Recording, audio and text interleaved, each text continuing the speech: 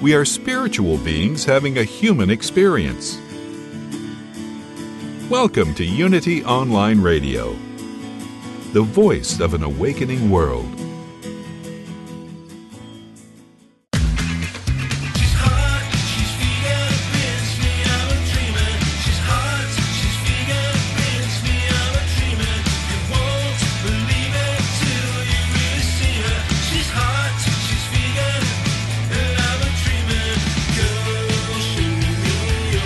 Learn how to eat better, get healthy, and help animals. Welcome to Mainstreet Vegan with your host, Victoria Moran. You've heard it. Vegans only care about animals and not people. So for the month of April, here on the Mainstreet Vegan program, we are going to focus on vegans who care lots and lots about people and about careers and callings and causes, veg-related and beyond. This is the month of the Vegan Plus. Hi, I'm Victoria Moran, your host for this program. It's a pleasure to know that you are spending this hour with us today. This is one of those special programs where the guest is right here with me in my living room in beautiful uptown Harlem. And we're going to be able to take this time to delve into her vegan work and the rest of her life. And I think you are going to find her utterly fascinating, as I do. She is Carissa Kranz. She's a former professional ballet dancer turned lawyer, licensed to practice in New York, Washington, D.C., and Florida. Aside from anchoring on the Law and Crime Network as a show host with Dan Abrams, you may have seen her on Nancy Grace, Dr. Drew, Fox News, CBS, CNN, HLN, NBC, Sirius Radio, and other major media outlets. Before founding her own law firm in order to be a caregiver for her ballet teacher mentor, Carissa worked as a prosecutor where she tried close to 100 cases. She now runs the law offices of Carissa Kranz, a law firm for injured clients, and she also runs BevVeg International, which focuses on vegan certification for products and is considered the stamp of approval for conscious companies by Forbes, California Wine Advisor, PETA, CBS News, NBC News, Vegetarian Resource Group, and more. Welcome, Carissa Kranz. Thank you for having me. It is absolutely wonderful to have you here with us today. Yes. And wonderful that you have come to New York. I know you were recently a Floridian, and most people tend to make the move the opposite way. They go toward the sun and not away from it. I go back and forth. Back and forth. I go where good. The wind blows. So, Carissa, something that I didn't mention in the introduction, but I know will be really interesting to our listeners, is that you've been vegan your entire life. Who on earth was your mom? My mom is Carla Lewis. She's a ballet teacher, and she was actually raised vegetarian by her family and her parents in the deep south of Georgia, which I guess isn't exactly the deep south, but it was very unusual back then. And she had a vegan pregnancy with me against all doctors' orders and raised me vegan in a time where vegan wasn't so mainstream like it's becoming now. When I grew up, vegan was considered weird. I was that child that would go to school and my mom would make me these tofu egg salad sandwiches and people would be like, ew, what's that? What are you eating? And I'd be like, tofu. And then they'd make fun of me and I'd go home and cry. And then my mom would put turmeric on it the next day and mustard to make it yellow. So then I could tell them it was egg salad. And then I would lie. And I said I was having eggs the next day because I was embarrassed to be a vegan because no one else was vegan. It was weird. A little turmeric to the rescue. Yeah, I remember things like that, raising a daughter who's about your age. The worst thing was that once they sent home from school a checklist saying, we noticed that your daughter's lunch was lacking something from this food group, and they had checked the dairy group. And it was only because that morning, instead of giving her the soy milk that we had back then, which was a little bit brown, I'm sure you remember, but they seemed to think it was, I don't know, semi-chocolate milk or something. And we were fine with that. But one day I got up and made her carrot juice. and she was lacking the dairy group.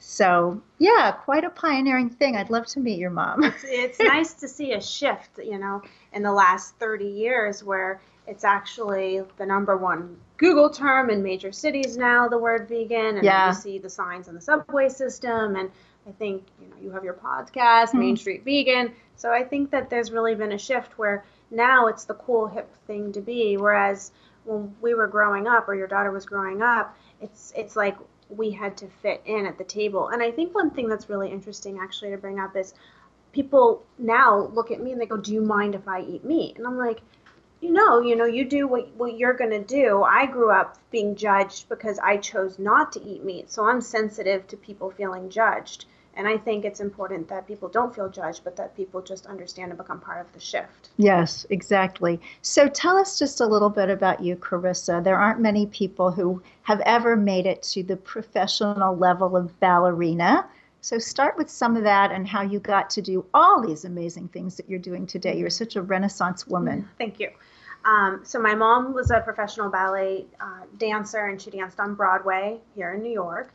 And when she had me, she became a ballet teacher because that's what most retired professional ballet dancers do. So I was literally born into the ballet studio.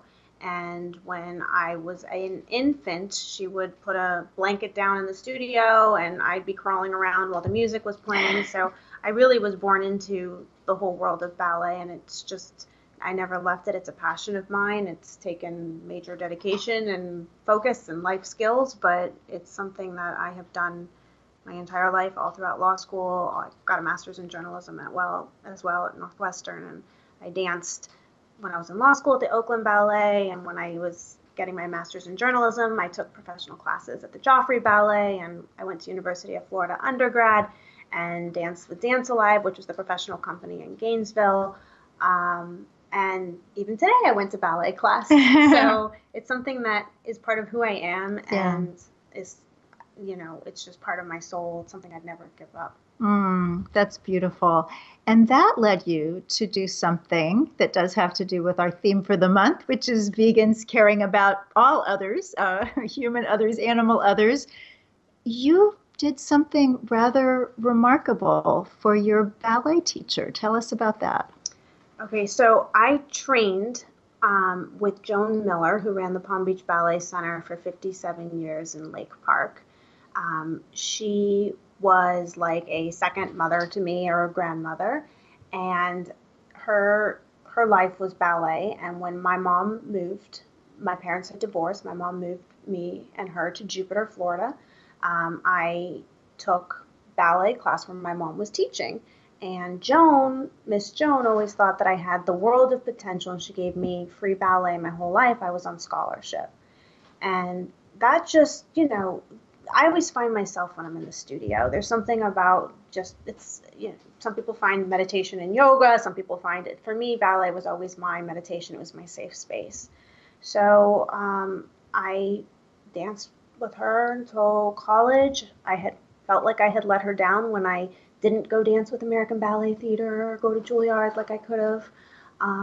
But a decade later, when I graduated law school, I heard when I was in ballet class, my mom's class, that she was down the street in a nursing home because she had Alzheimer's. So I didn't really know what had happened. I was kind of removed, and I assumed that Miss Joan would be okay because she always had thousands of people around her. She had parents and students and teachers, but the reality is she never got married. She never had kids. She was an only child. Her parents were dead, and when she no longer served her, quote, life purpose anymore because she couldn't teach ballet anymore, her whole life crumbled when she started to lose her mind. So what does that mean? It means that she lost her studio because she could no longer run the business or pay the rent. Her home was foreclosed. She had like 1 million animals in her house, dogs and cats. She was into rescues. They were all confiscated and taken to animal control. Everyone in her life just sort of took from her, and her life was thrown away. And no one was there to really care for her or properly place her or be an advocate for her because I don't think anyone really knew how. And she didn't really have that. So I found her in a 1-star nursing facility, warehoused in a ward room with 5 beds, one day after ballet class. I was a lawyer then. I had already been a prosecutor. I'd already worked at Greenberg Traurig. That's where I was at the time. I was making, 6 figures. And when I walked in there, it just broke my heart to see someone that I had loved so much my whole life, who I felt made me so much of me and who I am, to have lost her voice, truthfully. She was so in control her whole life. She ran a business when women didn't run businesses for 57 years. She ran parents, she ran the costumes, she ran the sets, she ran the sceneries. She's very well known in the dance world and in the artistic world. Like, her legacy precedes her name. And I couldn't live with her reality, especially because when I found her, she was beginning stage Alzheimer's, not even advanced. So she was just improperly placed, lost all control of her life, and had no one to help her. So after I found her there, I started going there every day to visit her and be with her, and we would do a ballet class at the nursing home while everyone else was in a wheelchair or in hospice. She shouldn't have been there, and she even said to me at the time, "Carissa, you went to law school. You're the only one that can get me out of this situation." So I felt a responsibility to fix it. So I left my 6-figure law job, took over power of attorney, and moved her into my house, where she has been for the last 6 years. Now she is advanced stage Alzheimer's, but we have 24-hour care. She goes to daycare during the day. There's a special Alzheimer's bus and a specialized day center that she goes to. She has Meals on Wheels being delivered, incontinence supplies being delivered, medication being delivered.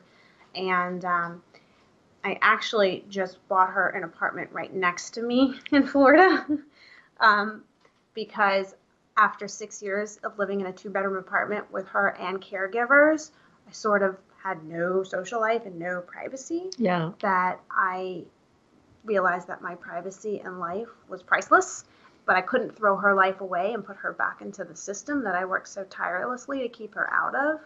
That I believe in karma, and I felt like there was a unit that went for sale right next to me, and they dropped the price like $40,000, so I lowballed it, and they accepted. So I was like, okay, it's meant to be. So her and caregivers literally just moved into their own place right next door that was just remodeled for them, and but we're still doing it. And because of her, I left the 6-figure law job where I was at Greenberg Traurig, which is a top global law firm. She was my first injured client, pretty much, to start my own law firm, because my law firm, the law offices of Carissa Kranz, started out with me learning about nursing home neglect and elder abuse and malpractice, and then that catapulted into a whole injury law firm with hundreds of clients and 8 employees, and that's where I am today, 6 years later. But it all started because I literally felt a calling to do something more meaningful than corporate law. Well, I believe in karma too, but I think anybody who listens to that story who didn't believe in it 5 minutes ago maybe would now. And I think it's also so important that vegans, I think so many vegans want to be a full-time vegan. I want to have a restaurant or I want to do something that's just vegan. And yet for some people to do something wonderful in the other world and then be a vegan with a reputation has so much power and substance to it. Yeah, I think what's important is to exist among normal people and not be part of this specialized group of vegan advocates where we're considered weird or we're considered, sometimes we pigeonhole ourselves by not existing with normal people. And I think it's better to be in a perfect example of a human being in society and let people have their own aha moment and want to become more kind or more compassionate. Exactly. Inspired. Right. And whenever someone has a reputation in the world or in their community and they happen to be vegan, then all of a sudden the work that they do, the good that they do that people recognize is attached to vegan instead of what they may have attached to vegan now, which could be strident, holier than thou, some of these other things that we sometimes hear. People want to come to their own conclusions of why they're doing something. They don't want to be told. If they're told to do it, it rarely lasts. Mm-hmm. But if they come to it on their own and they make the connection themselves, it usually has staying power. Yeah, I think you're absolutely right. And we also want to know that when we eat wonderful food from a wonderful supermarket or restaurant, or drinking wonderful drinks from any of these places, that they are indeed vegan. And that's something very important to you, so that you have started a remarkable new business. Tell us about that.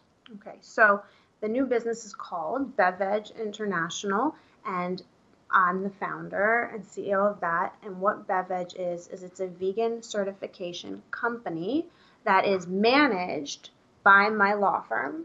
And why is that important? It's important because right now, the law does not set out a single standard for vegan.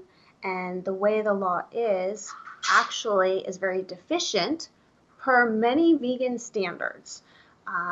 For example, the FDA and the USDA don't require disclosures of incidental or quote, insignificant ingredients. How do you define an insignificant ingredient? If something has less than 0.5 grams per serving, it doesn't have to be disclosed. So less than 0.5 grams of sugar per serving can really add up, right? If you're talking about sugar, but they can still claim sugar-free. So for a vegan, if there's less than 0.5 grams of an animal product or byproduct, I still think a vegan would want to know that there's an animal byproduct or source ingredient in there that exists. So we created a certification seal that's trademarked, the BevVeg logo. We have one for drinks and one for other products, and it's trademarked worldwide. And basically the goal of our law firm is to scale this logo to license use of it to conscious companies that have practices that are in alignment with our vegan standard on our website, which our research will yield because we really do our due diligence. And by nature, lawyers are regulators. So, there are other vegan logos out there, but we really feel that we raise the standard of consumer transparency and honesty and truth through our logo, because we really we go beyond what other companies ask for, and we really get the third-party affidavits, the third-party disclosures. We research every source ingredient. We look into the process. We look into the machinery. Is it shared machinery? What are the chances of cross-contamination? And once we ensure that there is integrity with the company's product and their process, we license use of our logo. And it's something that I believe, even if you're not vegan, people care about, because plant-based options and healthy options and conscious options are on the rise, and people feel good about themselves when they contribute to conscious consumerism. I also think people care about honesty and transparency, whether it's in their food labeling or whether it's their politics or whatever it is they're doing in life. People want honest information. So as a law firm, we feel like we stand for truth and transparency and authenticity, and have we have actually created our own niche of a practice area that no other law firm in the world is doing and no other government entity is regulating. So as lawyers, we're regulating a vegan standard. That is so fascinating, because whenever we think about attorneys in the vegan space, we think about animal rights attorneys, and that's very important. But this is a whole different way of looking at it for protection for the vegan consumer. So what would you say to someone who says, oh my goodness, they already think we're persnickety. They already think we can't go to any restaurant with them. And now we're going to get down to less than, what did you say, 5 grams? 0.5 grams. Yeah. So what's your answer to those people? I think that those people would still want honest information if they understand it. So BevVeg to me is like be veg. It's a hip way to say vegan without implying the strict stringent qualities that the word vegan has implied my whole life growing up, which is it wasn't cool to be vegan.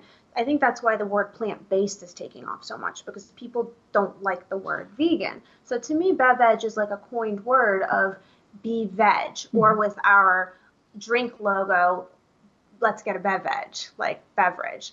And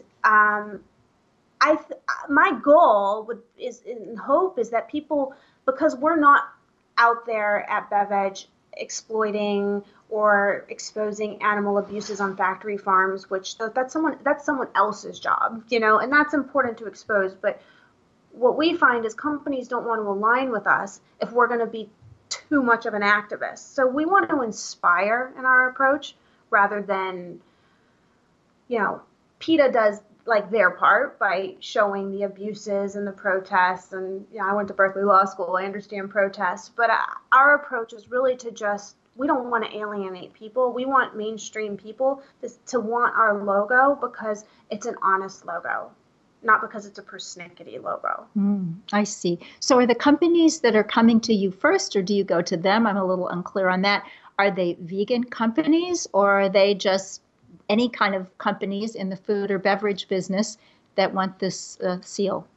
Any companies that are trying to market to the vegan market and the vegan consumer are coming to us. We were last week just on the cover of Vegetarissimo magazine in Spain, which I didn't even know about until we had a Google alert come into my email, as the BevVeg logo is the prestigious logo that Spain needed, was the literal interpretation of what they said in Spanish. And for me, that's exciting. I mean, today we were contacted by a Spain beverage company, and they're going to certify one of their wines. I think it's important to also note we have a free app for the consumer where they can look, and it's just in any app store on Android or iPhone. It's BEVVEG, and you can search the app for any alcoholic beverages and find out if it's vegan certified, not vegan, or they claim to be vegan, and that is constantly being updated based on information that we either learn or as we certify them vegan. And just for people that are unaware, what can make a wine or a beer not vegan? Yeah, that's a good question. A lot of people think that wines, for example, are just grapes, or but unfortunately, wines, beers, and liqueurs can be filtered through animal parts. For example, isinglass, which is fish bladder, gelatin, cow's elbows and knees, and horse hooves. They could add sugar, or they could call natural charcoal, which is bone char. Crustacean shells could be used as a filtration or clarification method, or an additive, which is the skeletons of a fish. And there are many other things which you can see on the BevVeg website that might be added to alcoholic beverages that we look into that would make it non-vegan. And alcohol in particular is interesting because that's regulated by the Tobacco and Trade Bureau, not the USDA or the FDA, and they have zero disclosure requirements. So if you look at a wine bottle or a beer bottle, all they really have is the alcoholic content.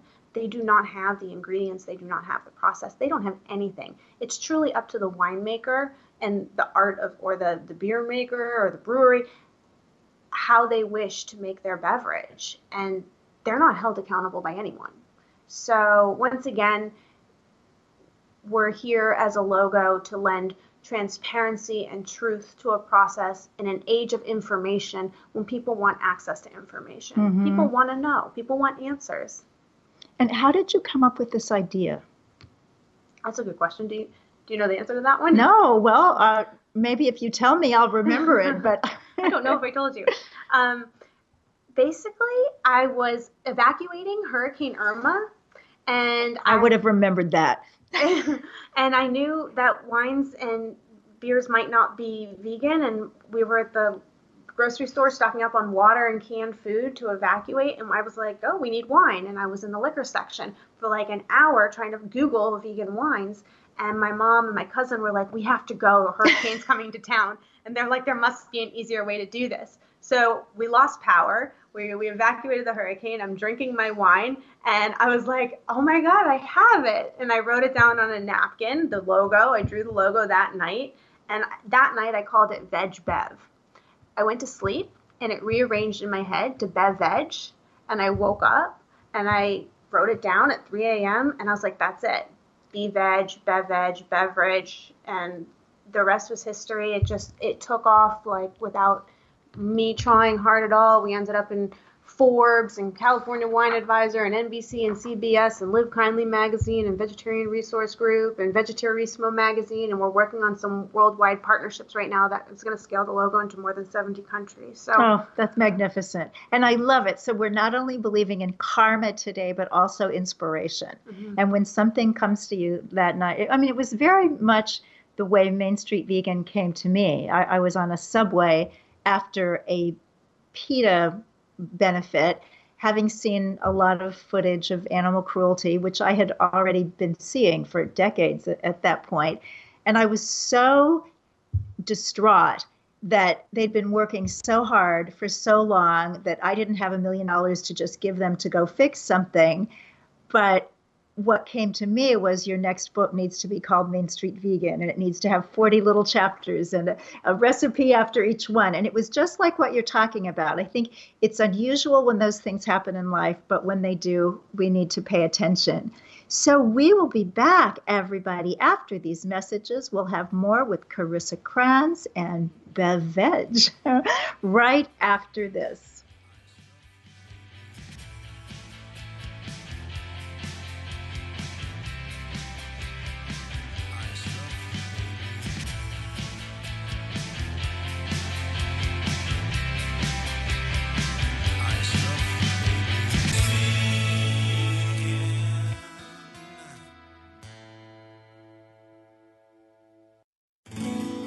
We are spiritual beings having a human experience. Welcome to Unity Online Radio, the voice of an awakening world.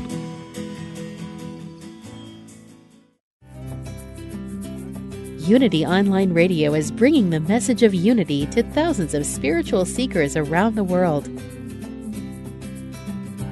If you enjoy our programming, we invite you to support it by visiting unityonlineradio.org and clicking on Donate Now. Help us continue to provide inspiring content to everyone. Thank you for your support. Here's a Unity Mindful Moment with Eric Butterworth, taken from the live lecture, A Course in Practical Metaphysics. Healing is the experience in our life of coming out of the darkness into the light, getting out of the confusion of human consciousness into the allness which is always present. But the allness of infinite life is present even within the illness. So God is not a healer. He doesn't look down upon you and say, well, you're sick, but you're a good person and I like you very much, so I'm going to take this illness away from you. God doesn't take illness away from anybody, nor does God put illness into anyone, which belies a lot of traditional religious thought too. We talk about, well, suffered to be so, it's God's will, and I guess it's my place to accept it. The will of God must always be the ceaseless longing of the Creator to express itself in that which has created. So it's a constancy, it's a force which is ever seeking to press itself out into visibility as life, as wholeness, as success. To find out more about Eric Butterworth, visit unity.org. Discover the path to wealth with Mae McCarthy, May 17th to 19th at the Art of Living Retreat Center in the beautiful Blue Ridge Mountains of North Carolina. Mae will share her 7-step daily practice to achieve goals in every area of your life, including your finances, career, and relationships. A best-selling author, angel investor, and entrepreneur, Mae has been building highly successful businesses for over 35 years. You can achieve your dreams. Go to artoflivingretreatcenter.org to find out more. Did you know Unity has published a new book by Eric Butterworth? This wonderful writer and teacher, who is loved by so many people, left a recorded class called Practical Metaphysics that has now been turned into a book. It's vintage Butterworth. He explains how to live from a deeper state of consciousness and awaken to health, love, prosperity, and peace of mind. Practical Metaphysics. Find it online by going to unity.org and click Shop. Find the truth within yourself that heals, reveals, guides, and transforms. Tune in to Reverend Galen McDowell every Wednesday at 10 a.m. Central for Truth Transforms. Take a deep dive into the practical aspects of New Thought teaching, starting with forgiveness, spiritual healing, prosperity, and more. Reverend McDowell welcomes some amazing guests, and topics can range from reincarnation to the Bible to science. Big plans to join the show here on UnityOnlineRadio.org. Call now with your question or comment. 816-251-3555. That's 816-251-3555.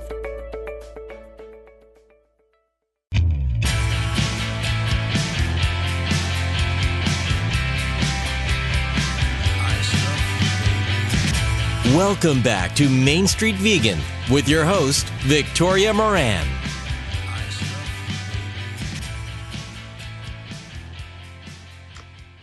Hey everybody, welcome back to the program. A couple of announcements before we continue. The blog this week at mainstreetvegan.net is about veganism and spirituality, and more specifically, sharing the vegan message with people who are religious, or maybe they're not religious, but they're spiritual. And it seems that when people open their hearts in these kinds of ways, that opening up to animals and looking at some of the beautiful foods from the plant kingdom just might be the next thing to happen. But very often it's not. So the post is a little bit about that based on my now 3.5 years of work with filmmaker Thomas Jackson on the beautiful film, A Prayer for Compassion. Also, when you're over at mainstreetvegan.net, do click on A Prayer for Compassion, and you can see all the places that it is screening around North America and around the world. We're going to be having a screening in New York City on April 18th, and also screenings in Tempe and Phoenix, 4 different cities in Indiana. So it's around and about, and if you would like to do a screening, just be in touch. You can go to thecompassionproject.com and just sign up there and say you want to know about doing a screening. It's really easy. It's really fun. And we want to get as many big screen showings as we can before we go digital this fall. If you haven't seen A Prayer for Compassion, I really hope that you will. Because you know what? I think if vegans could all share a prayer, it would probably be for compassion and some justice and sanity thrown in there too.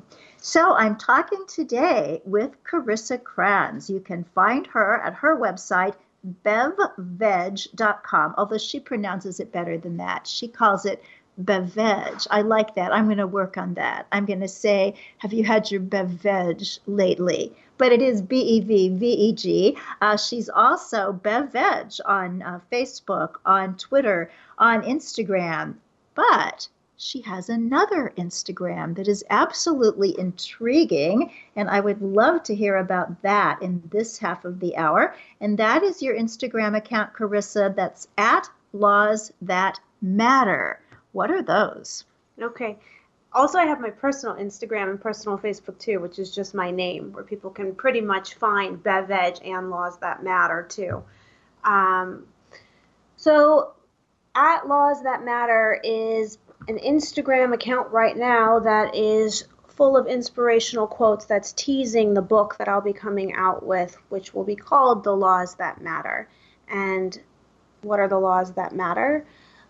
I'm a lawyer, and I have realized in practicing law and in practicing life that human law is an intended version of higher laws, universal laws, and spiritual laws. And we live in a law-based universe, and when we understand how to practice these universal laws and principles, our lives will work out.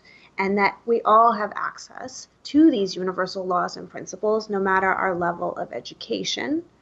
We don't need to go to law school in order to take this oath of attorney to practice these laws in God's court, or from source intelligence, or from whatever you want to call that entity source. We all have access to practice these laws. So The Laws That Matter is a book which is basically a manual teaching tools of how to live your best, most inspired life and be your best advocate.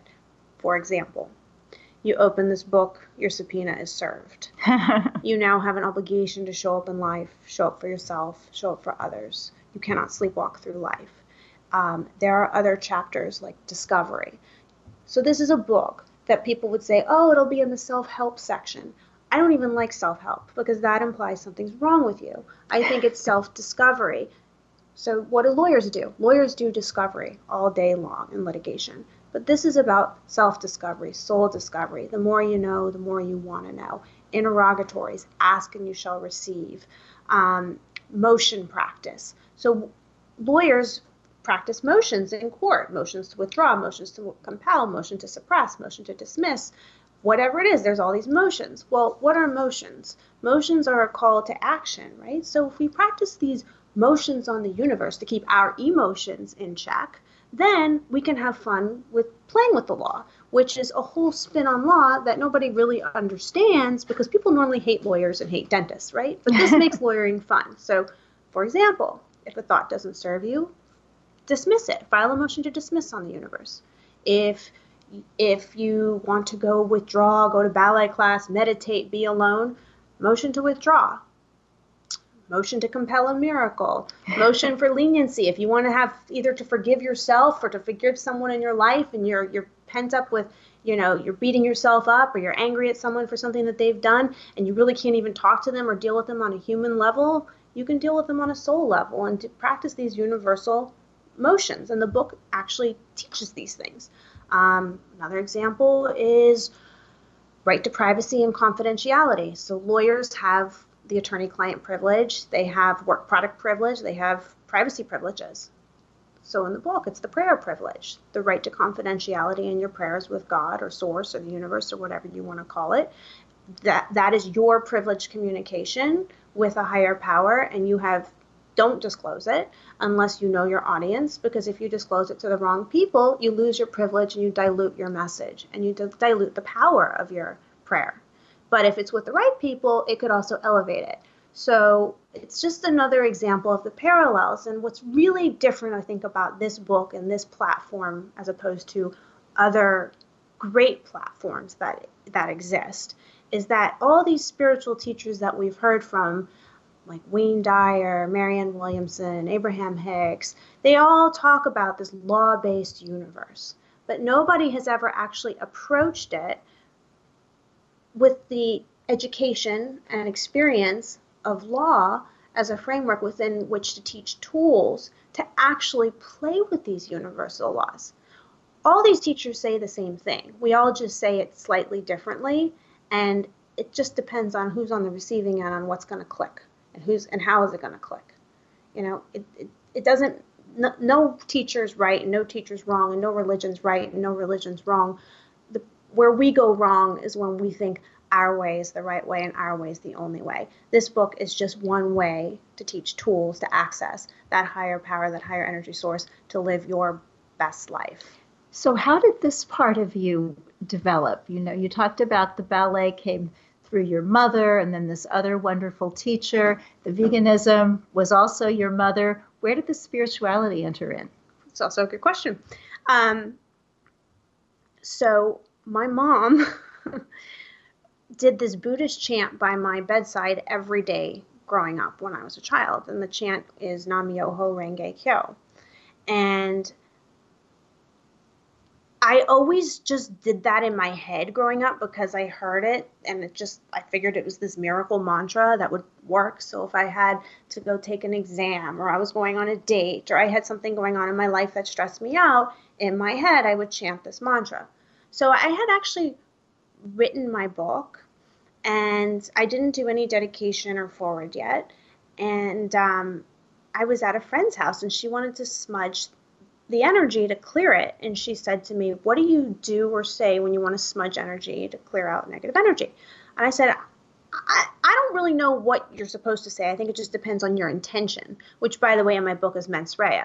That's the power of intentions, right? So when you have in law, it's always about the element of a crime is based on intent. So I think the same thing when you're smudging your space, when you're trying to make a wish, it's all about setting your intention.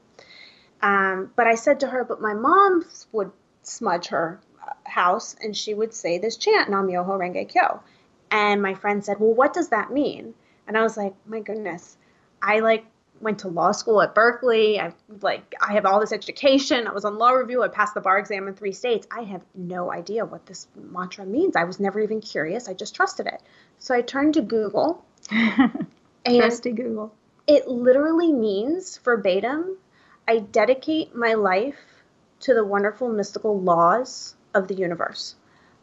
I got the chills. I was like, I just wrote a book on universal laws and principles. And while I took a vow as to be the oath of attorney in 3 different states, and I took this oath of attorney, I took a vibrational vow as a baby when my mom, basically from the day I was born, was doing this chant by my bed, where I dedicated my life to the law of karma, the law of cause and effect, the mystical laws of the universe. And originally I was calling my book, it's the laws of the universe.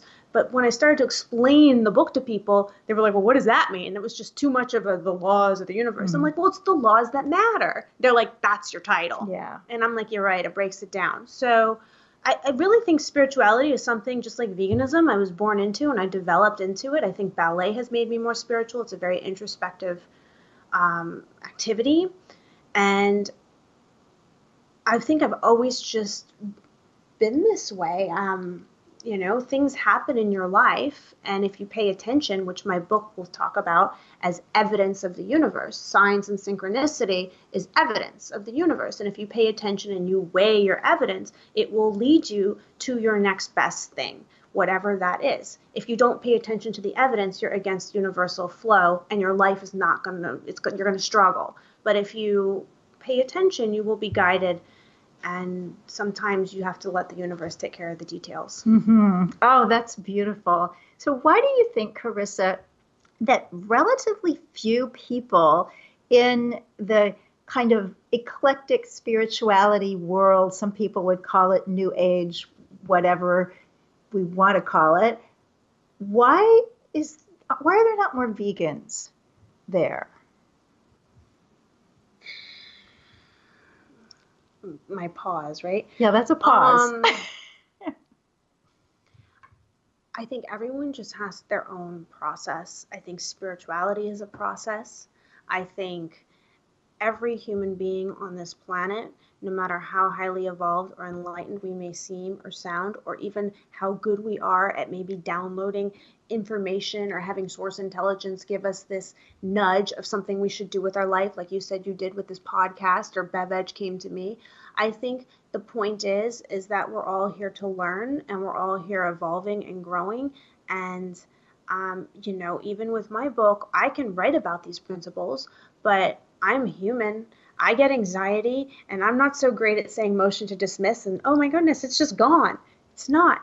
It's like we're human. So I think, just because we have spiritual teachers who might not be vegan, I would assume if we had a conversation with them that they would say that they're aware of maybe the higher intelligence of that way, but that they're just not there yet. And that's part of what makes them human and enlightened, because they can just admit that, that's just not where I'm at this phase. And I think everyone needs to honor where they are in their life. And it would be great if we were this compassionate, kind planet that inflicted no harm and no suffering on any being.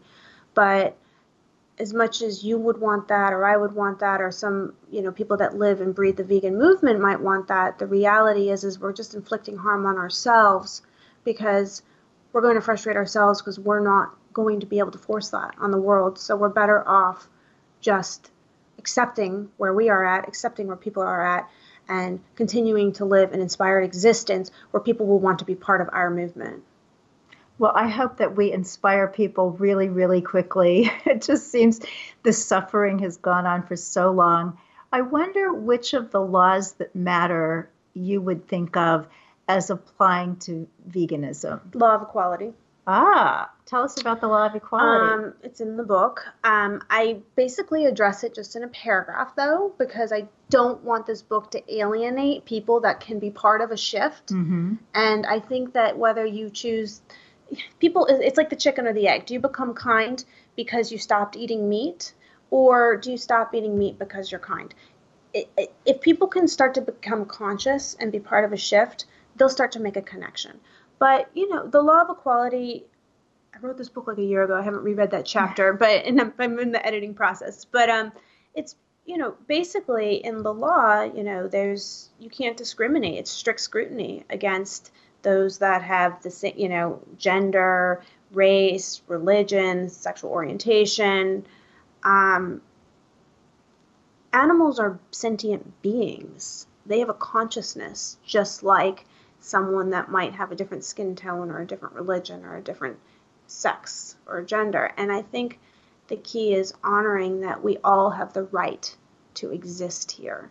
And just because they don't speak our language and they don't have a voice to stand up for themselves in our court of law, that's why there are people like you and the other animal law attorneys that are part of the vegan movement who have a voice for these animals.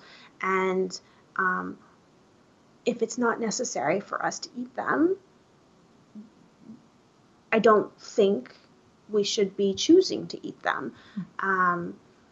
Other animals in the circle of life, I guess, have no choice. And that's something that I can't even watch a kill on TV or a safari. I can't watch that. But we have a choice. I had a wonderful ethologist on a few years ago, Mark Beckoff, and asked him about carnivorous animals and what do we do with that reality. And he said, just so gently, he said, that's unfortunate, but it's the turn that evolution took. And I just felt such a peace with that. I think it's like, grant me the serenity to accept the things I cannot change. It's like, I can't change what lions and tigers need to do, but I can change what I do. And I think that's the key. It's knowing what you can do and being the best version of you. Like you can do motion to compel my higher self to show up in life. Yeah, I love that. Love that. That's what's important, to be the best version of you and to live your life aligned with your principles and what resonates with you, and to inspire others without trying to judge them. Sometimes it's tough. I'm sure it's really tough. What's interesting to me, like when I'm thinking about people who are vegan or people who are on the road to vegan, and how much patience and admiration I have for people who are kind of surprising vegans, like people that you wouldn't think would find this appealing. But then there are some other people who, because of their spiritual qualities, their intellectual capabilities, I'm sometimes just standing in the back of the room thinking, but this person, how can this person not open up to this? But then I also remind myself that there are things that I haven't opened up to. And, I think it's just that whole, that quote, I'm not a human being having a spiritual experience. I'm a spiritual being having a human experience. I think I'm definitely a spiritual being having a human experience. I mean, life throws things at you. And even if you know how to, or you should be doing something differently, there's that human side of us that just battles it. And that's really where we have to come into our own self-acceptance and the law of surrender and the law of allowing. And these doesn't mean that because you know what you're supposed to do, that you know how to actually let go and do it. That's part of the human experience. That's part of the human dilemma. That's why we're so complicated. Well, you can get some of these laws early. The book is not available yet, but on Carissa's Instagram account, Laws That Matter, you can see beautiful little memes every day of some of these different laws and how they apply to us.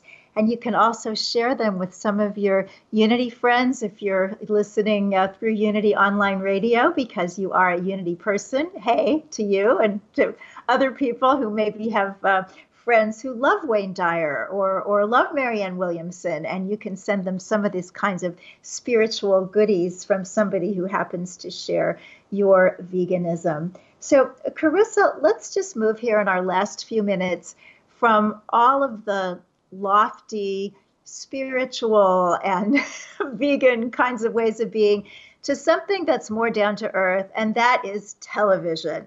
And lots of our listeners are doing amazing things in the vegan world. They have opportunities to be on television. Others have become their own television entities with YouTube channels and the like. So you have had a lot of experience on TV. Help us out. Give us a little media coaching. How do we do TV or YouTube and do it in a really powerful, effective way? Okay, so I do have a background in doing, started out doing the Nancy Grace show and went to Dr. Drew and Fox and CNN and then hosting a crime show with Dan Abrams on the Law and Crime Network here in New York. And that was another reason, by the way, how I got into Laws That Matter. I don't love talking about law and crime, and that's what TV requires you to talk about. I felt like I had a responsibility. If you're good at articulating a message, I think it's important to be responsible in the message that you're conveying. So it's wonderful that the listeners are responsible in their message and in their meaning. So I think that the biggest tool would be to be really confident, really articulate, mean what you say, have conviction, and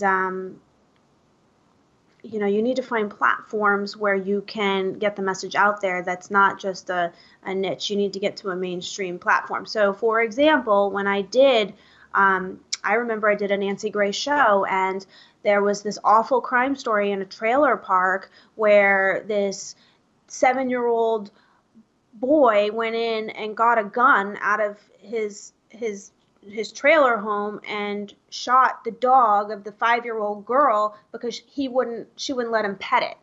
He went and took the gun and shot the dog. And Nancy Grace and all the lawyers were talking about how, with the crime that existed.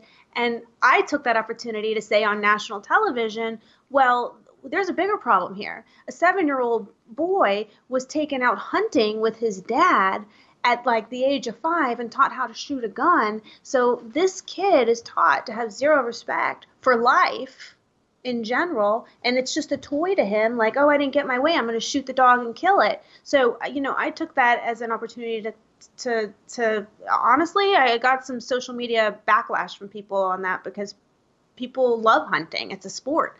And I turn people the wrong way. I think the key is to know what you want to say, be clear in your message, have conviction, have your thoughts together, let it come from the heart. If it's coming from a place within you that is something that is within you, then there's a reason that you have a message to tell. And if you have an opportunity to make it go mainstream in some way or to infiltrate, is really what we need to do. Mm-hmm. We need to infiltrate our messages in mainstream in order to compel a planet that's kinder and more compassionate in their approach to all life. That's great advice for television and real one-on-one communications. The old joke, how can you tell if somebody's vegan? Don't worry, they'll let you know.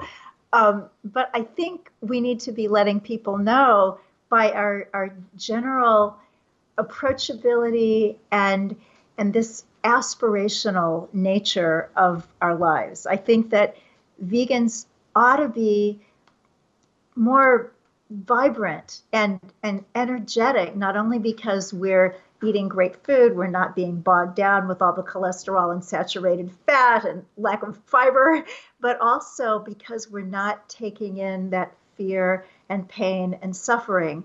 And so if there's something going on in our lives where we're not putting those positive messages out into the world, I think we need to. And I think sometimes with activists in particular, it's so easy to prioritize the activism and put one's own needs on a secondary basis.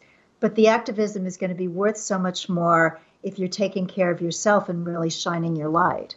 Exactly. I think activism is great. That's some people's approach. It's never been mine. I think it's partly because I was so ostracized growing up for just being the way I was that I'm just now coming in, like now I'm in my own and I'm comfortable to do it. And I use the opportunity to let people know I'm vegan. Like if I'm in ballet class and someone's like, oh my gosh, you're such a great ballet dancer, or you have the perfect ballet body and your muscles, like, how did you do that? And I'm like, I don't know, I'm vegan. You just like, you take the opportunity to deliver it as an answer to the compliment, Or if someone's like, you have such beautiful skin, or I love your hair. Do you take any vitamins? No, I'm vegan. Just you take every opportunity you can to feed a compliment with the solution. If it's an honest solution. Yes. Looks like the dogs are trying to end the show. Yeah, there's a little vegan pardon. When I do this show by myself, I have a little room and I can close the door and keep everything really quiet in the background. But the key word there is little. This is New York City. If you know Manhattan, a lot of people live in very small spaces. So I'm in a bigger space today, but every time my rescue pigeon Thunder, and if you go to my Instagram, Mainstreet Vegan, you can see pictures of Thunder. He lives indoors because he's blind in one eye.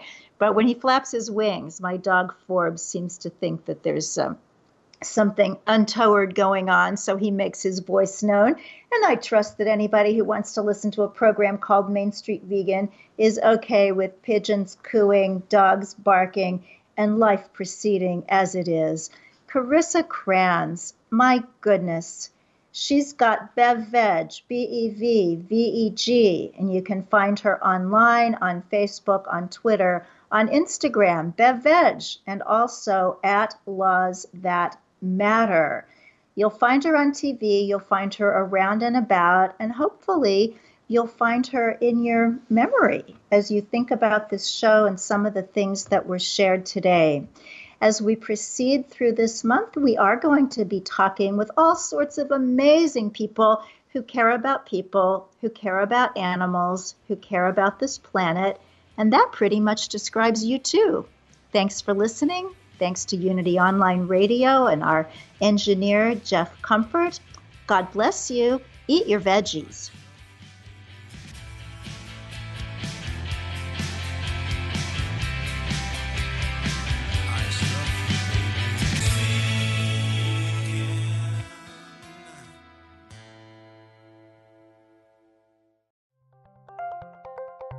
Thank you for listening to Unity Online Radio, the voice of an awakening world.